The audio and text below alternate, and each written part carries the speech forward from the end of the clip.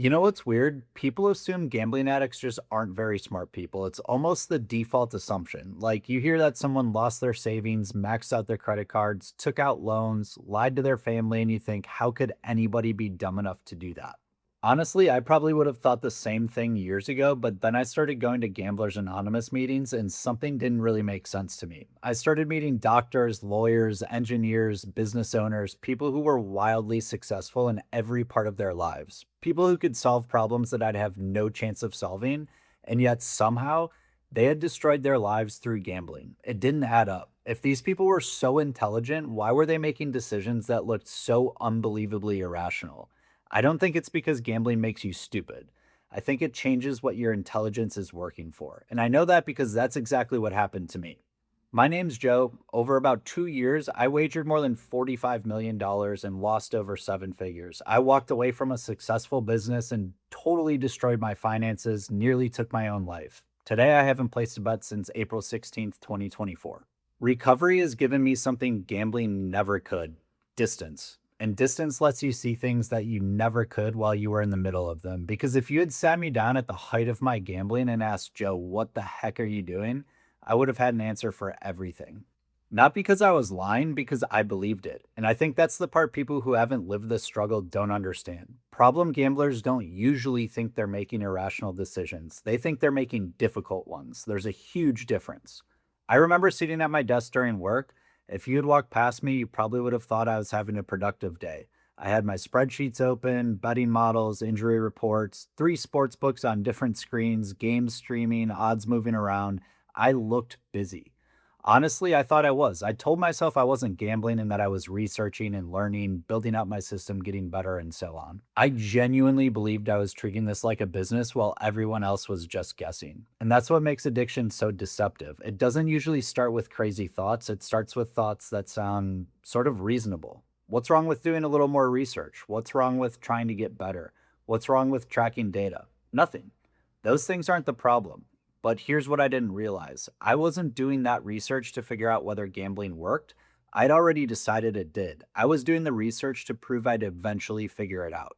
That sounds like a small difference, but it's enormous because once you've already decided what you want the answer to be, you stop asking questions and you start collecting evidence. And I didn't know it at the time, but that's exactly when my intelligence stopped protecting me and started protecting my addiction.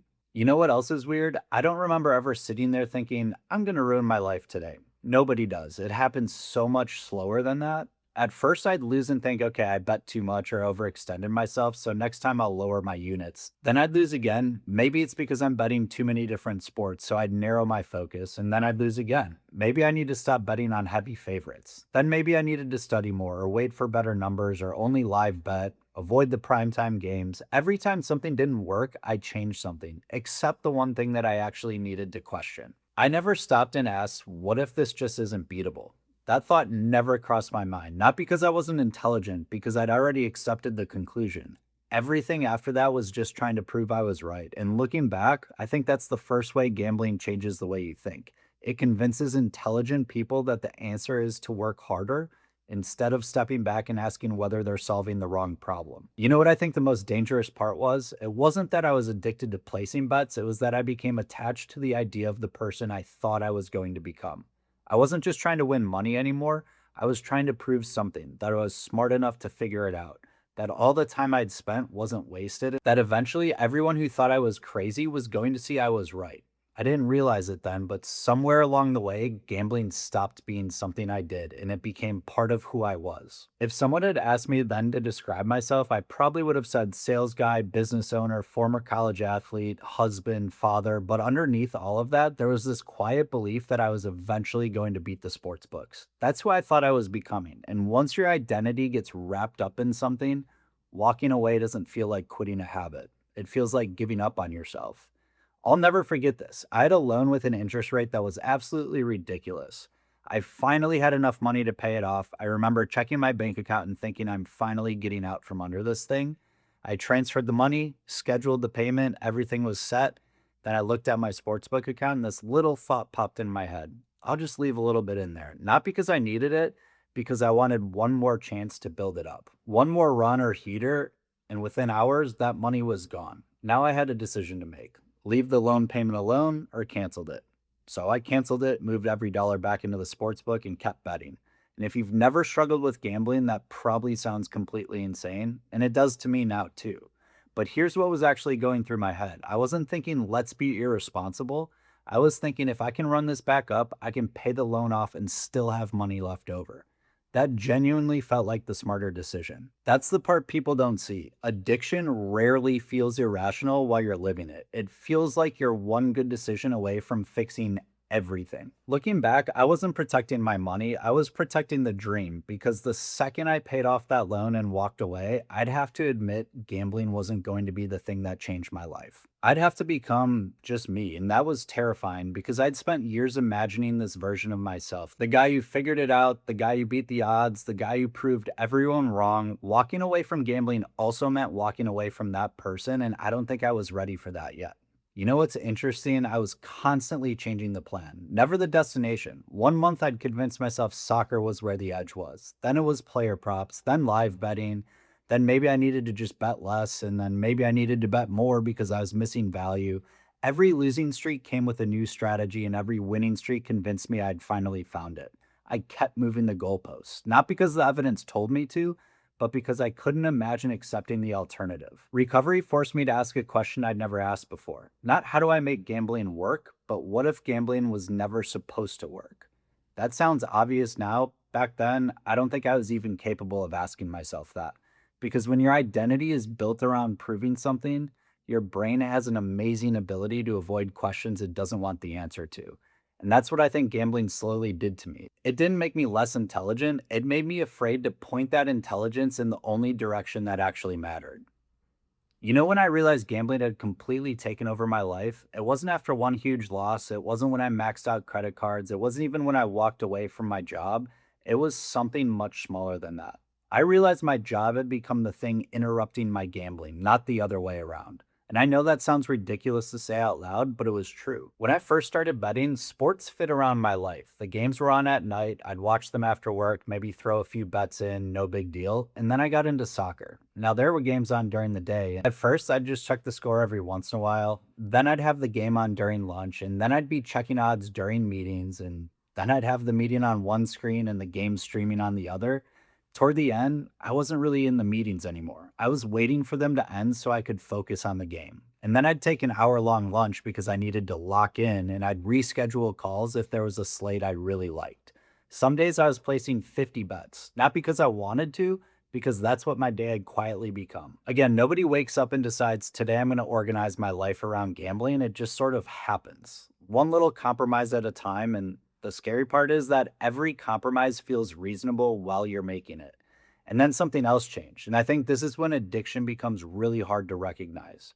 Winning stopped feeling exciting. I can still remember early on hitting a big bet. I'd be on top of the world. I'd text my buddies and I'd think I'm finally figuring this out. And then towards the end, a winning day didn't even make me happy. It just made me feel okay, like I could finally breathe a little bit. Maybe I could pay a bill. Maybe I could answer a text I've been avoiding. Maybe I could stop panicking at least until tomorrow. That's a completely different relationship with gambling. I wasn't chasing excitement anymore. I was just chasing relief. And once gambling becomes relief, you're in a super dangerous place because now you're not gambling to get ahead. You're gambling just to feel normal again. That's the lie I believed for years. I thought gambling was going to get me out of the hole. I never stopped to think about who dug that hole in the first place. Think about how backwards that is. The thing creating almost every problem in my life was also the thing I believed that would solve them. If I was stressed, I'd gamble. If I was behind on bills, I'd gamble. If I had a good day, I'd gamble. If I had a bad day, I'd gamble. Every road somehow led back to the same place. And because gambling occasionally worked, just enough to keep me going, it kept that hope alive. Not hope that I'd be rich, but hope that I wouldn't have to face everything that I've been avoiding. Looking back, I don't think I was addicted to winning. I was addicted to postponing reality. Every deposit bought me one more day where I didn't have to admit how bad things had gotten. And that's a terrifying realization because eventually you stop asking, will this bet win? And start asking, can this bet save me? Those are two completely different questions. I remember something somebody said in recovery that really stuck with me. They said, "Your addiction doesn't care whether you're happy, it just wants tomorrow." At first, I didn't really understand what they meant. Now I do. My addiction wasn't trying to make me rich, it wasn't even trying to make me happy. It just needed me to believe that tomorrow would finally be different. Just one more deposit, one more good weekend, one more football season, one more chance. That's all it ever asked for. And somehow, years went by. I think that's one of the biggest misconceptions people have about gambling addiction. People imagine someone chasing a jackpot. Most of us aren't. We're chasing a version of our lives that existed before gambling took over. And the irony is, the only thing standing between us and that life was the gambling itself. You know what recovery gave me? It wasn't self control, it wasn't discipline, it wasn't some secret way to resist the urge to gamble. It gave me enough distance to finally see how I'd been thinking. And honestly, that was uncomfortable because I used to look back at my gambling and think, what the heck was I thinking? Now I'm asking a different question. Why did that make so much sense to me at the time? Those are, again, completely different questions. One assumes I was just reckless, the other forces me to understand the person that I was. And if I can understand that person, I have a much better chance of never becoming him again. And you know what's funny? Every bad decision I made came with a really good reason. I told myself I had learned from my mistakes, that I'd be more disciplined this time, that I'd only bet football, and I'd stop chasing and I'd cash out after I doubled my money. None of those thoughts sounded reckless. If anything, they sounded responsible. That's what made them so dangerous. I wasn't making emotional decisions. I was making emotional decisions that I had dressed up to look logical.